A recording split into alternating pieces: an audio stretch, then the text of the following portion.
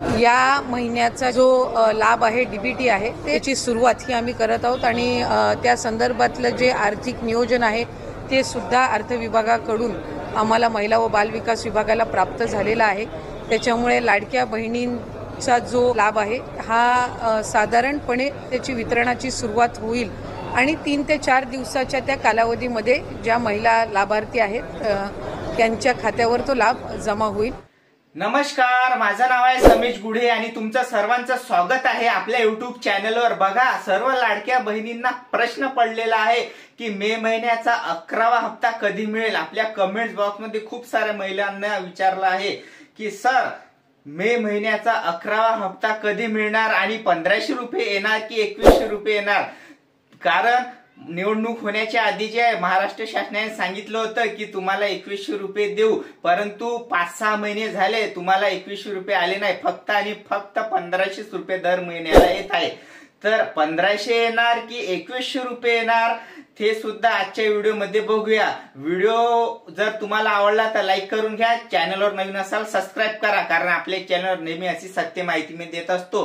तर बघा लाडक्या बहिणींनो, तुमच्यासाठी खुशखबर आनंदाची बातमी घेऊन आलेलो आहे। होय, कारण जे आहे मे महिन्याची पैसे जे आहे शासनाने मंजूर केलेला आहे। होय बघा, 11व्या हप्त्याची निधी मंजूर झालेली आहे। लाडक्या बहिणींना मे हप्ता लगेच जे आहे वाटप होणार, परंतु सध्या जे आहे भारत देशामध्ये आपल्या युद्धजन्य परिस्थिती आहे। तुम्हाला माहितच असेल की पाकिस्तान देशासोबत जे आहे सध्या युद्धजन्य परिस्थिती असल्यामुळे तुम्हाला मे महिन्याचे पैसे जे आहे यायला थोडे 4-5 दिवस मागे पुढे होऊ शकते। तर काळजी करू नका, पैसे येणार म्हणजे येणार। 2100 येणार की 1500 येणार ते सुद्धा आजच्या व्हिडिओमध्ये आपण बघणार आहे। तर व्हिडिओ तुम्ही पूर्ण बघा, तुम्हाला जे संपूर्ण माहिती देतो। महाराष्ट्रामध्ये नवीन 21 जिल्ह्यात यादी तयार केली आहे, तर 21 जिल्ह्यानुसार पैसे येणार आणि तुम्हाला जे तुमचा जिल्हा कोणता आहे ते कमेंट बॉक्स मध्ये कमेंट्स करून सांगा, मी लगेच तुम्हाला उत्तर देणार की तुमच्या जिल्ह्यात पैसे कधी येणार म्हणून।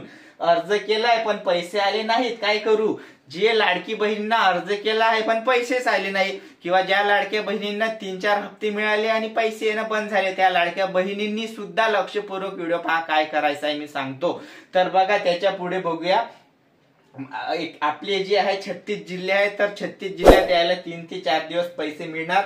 तारीख सुद्धा सांगतो, मे महिन्याची तारीख सुद्धा आलेली आहे, तारखेसहित सांगतो। तर बघा, यादी पण बनवणं चालू आहे, यादीनुसार जे आहे तुम्हाला पैसे येणार। आणि बघा, सगळ्यात महत्वाचं जे मी सांगितलं होतं की आपल्या चॅनलवर तारखेसहित सांगतो, तर ही तारीख जे आलेली आहे, जे 6 प्रशासकीय विभाग आहे त्याच्यानुसार जे पैसे वाटप चालू होणार आहे। बघा, सोलापूर, सातारा, सांगली, त्याच्यानंतर जे आहे नागपूर, अमरावती ह्या जिल्ह्यामध्ये जे आहे 11 मे जे मदर्स डे आहे, म्हणजेच मदर्स डे आंतरराष्ट्रीय महिला दिनापेक्षाही महत्वाचा आहे। तुम्ही जर तुम्हाला जुना हप्ता कधी मिळाला बघा, आंतरराष्ट्रीय महिला दिवस किंवा भाऊबीज किंवा जे महत्वाचे सण आहेत, त्या सणांना जे महाराष्ट्र शासनाने तुम्हाला जे हप्ते दिले आहेत त्याच्यानुसार 11 मे मदर्स डे आहे, तर तुम्हाला 11 मे ला पैसे येणार। आणि त्याच्यानंतर जे 24 जिल्हे घेणार आहे, तर भगवान गौतम बुद्धाची जयंती आहे 12 तारखेला, त्या तारखेला सुद्धा तुम्हाला निधी मिळू शकतो, 11वा हप्ता मिळू शकतो। तुमचा जिल्हा कोणता एकदा सांगा कमेंट बॉक्स मध्ये। आणि ब्रदर्स डे म्हणजे आपले लाडके तिन्ही पण मुख्यमंत्री लाडकेच आहे, म्हणजे ब्रदर्स म्हणजे भाऊ, तर ब्रदर्स डे ला निधी तर देणारच, इतकं मात्र पक्क। ज्या जिल्ह्यात पैसे येणार जर उशीर झाला तर ब्रदर्स डे ला 100% 36 जिल्ह्यात पण वाटप जे आहे पूर्ण होणार। आणि जे महिला अपात्र आहे त्या महिलांना पण पैसे येणार। अहिल्याबाई होळकर जयंती जी आहे 30 तारखेला, त्या तारखेपर्यंत अपात्र म्हणजे काय त्याची थोडीशी तपासणी चालू आहे। खरंच उत्पन्नात वाढ झालं की नाही झालं, घरी 4 चाकी वाहन आहे की नाही आहे, त्याच्यामुळे जे थोडस त्यांना उशीर होऊ शकतो, पण पैसे मात्र 100% येणार। तर हे बघा, मेचा जे आहे कॅलेंडर आहे, ह्या तारखेनुसार जे आहे तुम्ही नोट करून ठेवा कॅलेंडरवर। मी जे हे तारीख सांगितल्या ना, हे कॅलेंडरवर लगेच लिहून ठेवा, ह्या तारखेला पैसे येणार म्हणजे येणार। आणि त्याच्यापेक्षा महत्वाचं जे म्हटलं होतं 10 लाख महिला ह्या योजनेत अपात्र केलेल्या आहे. महाराष्ट्र शासनाने लाडकी बहीण योजना अपात्र झालेल्या आहे 10 लाख महिला, कारण त्यांचं उत्पन्न 2.5 लाखाच्या वर गेलेलं आहे, त्यांच्या घरी 4 चाकी वाहन आहे, असं जे उत्पन्नाचा दाखला तहसील मार्फत मिळत असते. तर बघा, उत्पन्न ज्या वाढल्यामुळे हे अपात्र झालेले आहे. आणि त्याच्याही पेक्षा महत्वाचं आणि खूपच महत्वाची बातमी आपल्या चॅनलवर देत आहे.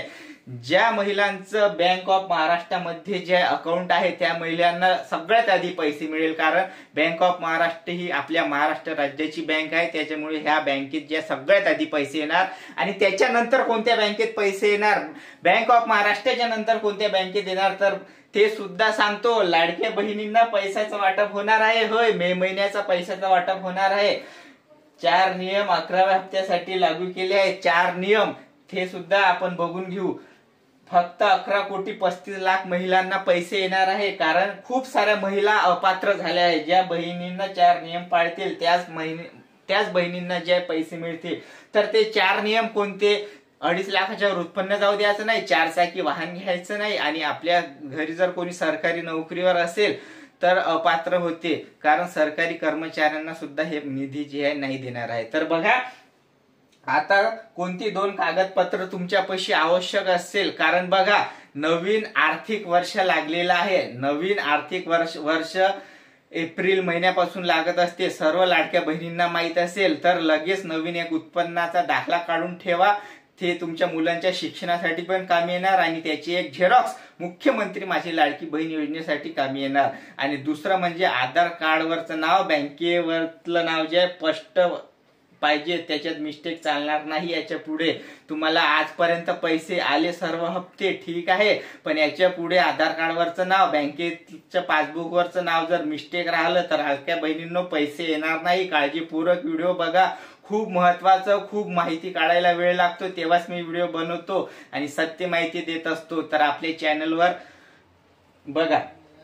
आणि लाडकी बहीण योजना मेच्या हप्त्यासाठी निधी मंजूर. मेच्या यादीमध्ये नंबर लावण्यासाठी 2 कागदपत्र आवश्यक. जे 2 कागदपत्र म्हटलं मी, उत्पन्नाचा दाखला आणि आधार कार्ड मध्ये व्यवस्थित नाव. तर आजच्या व्हिडिओमध्ये इतकंच. आपण भेटूया पुढच्या व्हिडिओमध्ये. एकदा व्हिडिओला लाईक करा, चॅनलवर नवीन असाल सबस्क्राईब करा. धन्यवाद.